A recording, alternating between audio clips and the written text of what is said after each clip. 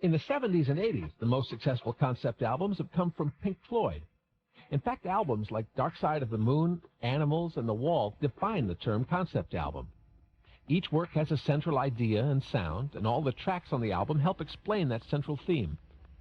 The vision behind the cinematic concepts of Pink Floyd's albums belonged to Roger Waters, who became more or less the leader of the Floyd after founder Syd Barrett left the band in the late 60s.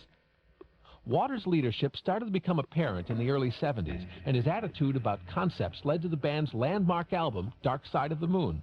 This is Pink Floyd guitarist David Gilmour. The radical change point was Dark Side of the Moon, when we decided to make the idea and the concept behind what we were doing, the lyrical idea of it, as powerful as the music, and to try and marry the two together.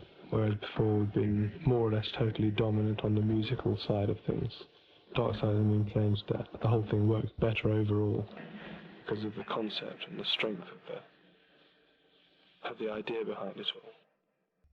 Pink Floyd, from two of the most important concept albums in rock history, Dark Side of the Moon and The Wall. Dark Side of the Moon dealt with insanity, inner and outer space, and two modern-day villains, time and money. The Wall was Roger Waters' exploration of how people build barriers between themselves and the damage that can cause. Both of them are still big favorites.